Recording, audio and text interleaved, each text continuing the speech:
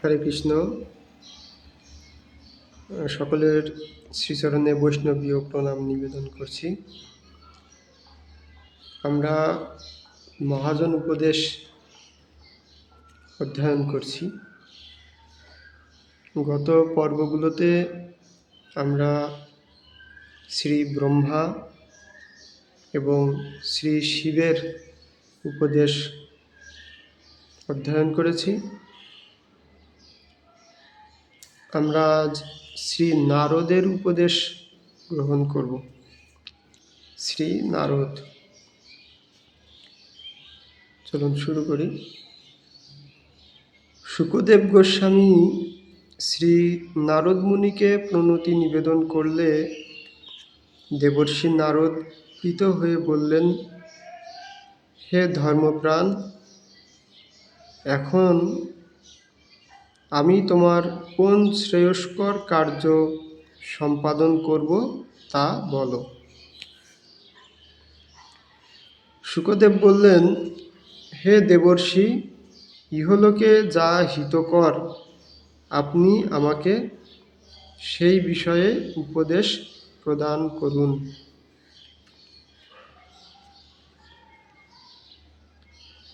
নারদ মুনি বললেন, বৎস, পূর্বকালে মহর্ষিগণ শ্রী সনত কুমারের কাছে তত্ত্বকথা জিজ্ঞাসা করাতে তিনি বলেছিলেন, দুর্লভ মনুষ্যজন্ম লাভ করে কারো সঙ্গে শত্রুতা আচরণ করা বিধেয় নয়। যারা অনাসক্তভাবে বিষয় ভোগ করেন তারাই অচিরে শ্রেয় লাভে সমর্থ হন। যাকে আশ্রয় করলে কি ইহলোকে কি পরলোকে কোথাও শোক বা ভয়ের লেশমাত্র থাকে না, সেই শ্রীহরির পাদপদ্ম আশ্রয় করো। এই জড়জগতে যাদের লোভ নেই তাদের শোকও নেই। হে বৎস, এই জড়জগতে চতুর্দিকে দেখো, লোকদের বড় সুখ হচ্ছে দাম্পত্য সুখ। সমস্ত লোকেদের মধ্যে যিনি স্বয়ং একাকী অবস্থান করতে সমর্থ হন তিনি জ্ঞানতৃপ্ত। তাকে কখনো শোকের অধীন হতে হয় না। ইন্দ্রিয় তর্পণকারী মানুষেরা জড় কর্মের বশীভূত হয়। এভাবে তারা শুভ কার্য ফলে দেবত্ব লাভ করে, শুভ ও অশুভ মিশ্র ফলে মনুষ্যত্ব লাভ করে এবং অশুভ কার্য ফলে ইতর জন্ম লাভ করে। আসক্তি ও মোহবশত লোকে কোষকার পোকার মতো নিজ কর্মসূত্রে আবদ্ধ হয়ে পড়ে। সমস্ত মানুষকে দেখো, তারা কেমন জরা মৃত্যুতে আক্রান্ত হয়ে এ জীবন পরিত্যাগ করছে এবং অন্য জীবন গ্রহণ করতে বাধ্য হচ্ছে। এক জীবন থেকে অন্য জীবনে স্থানান্তরিত হতেই হয়, অথচ মানুষ আসক্ত ও মোহগ্রস্ত হয়ে স্নেহ জালে বদ্ধ হয়ে লাভ করছে দুঃখ কষ্ট।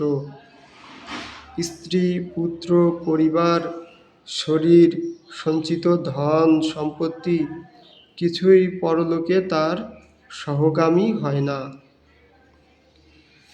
কেবলমাত্র সহচর হয়ে থাকে পুণ্য ও পাপ, অর্থাৎ তোমার কর্মফল।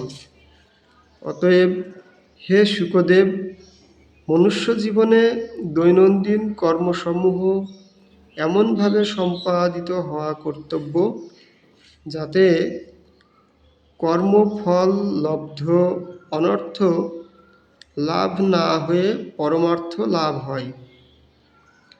লোকে যে কর্মফলে অনর্থ উৎপাদন করে সেই অনর্থে জর্জরিত হয়ে সেই অনর্থ নিবৃত্তির জন্য অনেক অনর্থ কর্মের আমদানি করে। অল্পবুদ্ধি মূঢ় ব্যক্তি অনিষ্ট সংযোগ এবং ইষ্ট বিয়োগ হলে মানসিক দুঃখে অভিভূত হয়ে পড়ে। তারা দুঃখ থেকে মুক্তির উপায় খুঁজে পায় না। অনেকে আছে যারা অতীত বিষয়ের চিন্তায় আসক্ত হয়। এমন ব্যক্তি কখনো জড়জাগতিক স্নেহ পাশ থেকে উদ্ধার লাভে সমর্থ হয় না। যারা অতীত বিষয়ের নিমিত্ত অনুতাপ করে তারা ধর্ম যশ লাভ থেকে বঞ্চিত হয়ে কষ্টেই কাল যাপন করে। অনুতাপে অতীত বিষয় লাভ হয় না। হে শুকদেব, সবার কর্তব্য হচ্ছে সত্য বাক্য প্রয়োগ করা। যে বাক্য দ্বারা জীবের সমধিক মঙ্গল লাভ হয় তাই সত্য বাক্য। সেই নিত্য সত্য পরমেশ্বর ভগবানকে আশ্রয় করলে কোনো কালে জীবের আর ভয় বা শোকের লেশমাত্রও থাকে না। সেই শ্রীকৃষ্ণ পাদপদ্মে আশ্রয় গ্রহণ করো। সেই শ্রীকৃষ্ণ পাদপদ্মে আশ্রয় গ্রহণ করো। প্রচেতাদের পিতা বহিষ্মান মহারাজকে দেবর্ষি নারদ কর্মফল সংক্রান্ত বিষয়ে আলোচনায় বলেন, জীব এই জীবনে স্থূল শরীরের মাধ্যমে কর্ম করে। স্থূল শরীর এবং মন বুদ্ধি অহংকার সমন্বিত সূক্ষ্ম শরীর দ্বারা জীব কর্ম করছে। স্থূল শরীরের বিনাশ হয়ে গেলেও সূক্ষ্ম শরীর থাকে এবং তা সুখ ও দুঃখ ভোগ করে। কেউ ভালো মন্দ কর্ম করল, তার কর্মফল সঞ্চিত হলো, তার মৃত্যু হলো, অর্থাৎ তার স্থূল শরীর বিনাশ হলো। কিন্তু সূক্ষ্ম শরীর মন বুদ্ধি অহংকার বিনাশ হয় না। পরবর্তী স্থূল শরীরে সেই জীব সুখ বা দুঃখ ভোগ করবার জন্য আরেকটি পরিবেশ সৃষ্টি করে, পূর্বজন্মের কর্মফল ভোগ করে। কৃষ্ণ ভক্তি চেতনায় স্থিত থাকলে মন বুদ্ধি অহংকার জড় কলুষে কলুষিত হয় না। তখন স্থূল দেহ ত্যাগ করলে আর নতুন স্থূল দেহ না গ্রহণ করে চিন্ময় শরীর লাভ করা যায়।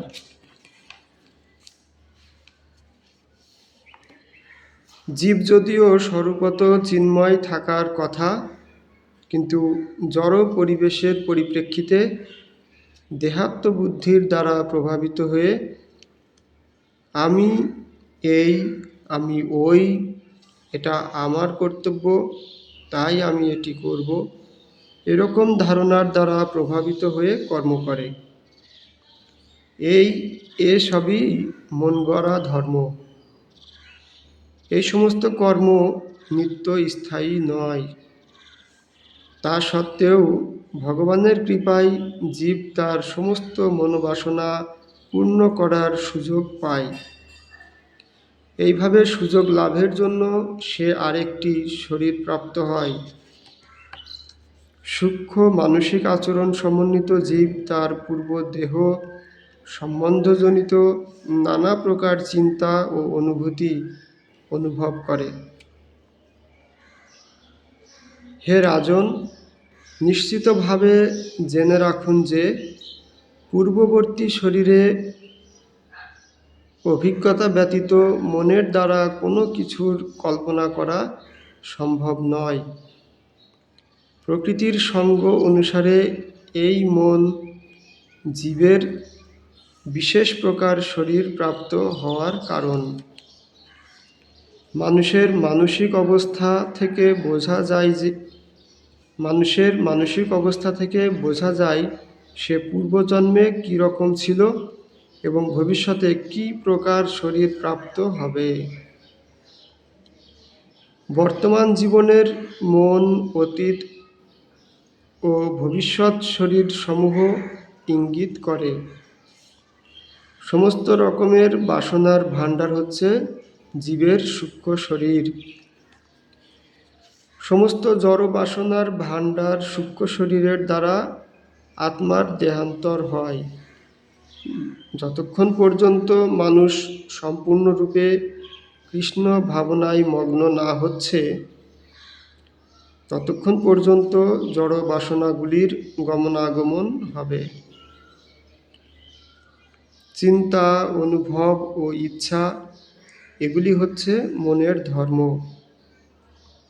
মন যতক্ষণ পর্যন্ত পরমেশ্বর ভগবান শ্রীকৃষ্ণের শ্রীপাদপদ্মের ধ্যানে মগ্ন না হচ্ছে, ততক্ষণ পর্যন্ত মন নানা প্রকার জড় সুখ ভোগের বাসনা করতে থাকবে,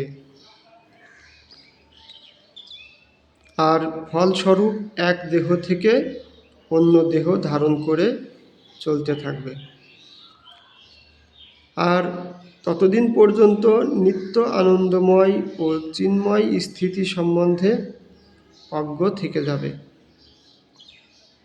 হে রাজন, কৃষ্ণ ভক্তির অর্থ হচ্ছে এমন মানসিক অবস্থা নিয়ে নিরন্তর পরমেশ্বর ভগবান শ্রীকৃষ্ণের সঙ্গ করা, যাতে ভগবান যেভাবে জড় জগৎকে দর্শন করেন, ঠিক সেইভাবে ভক্ত তা দর্শন করতে পারেন।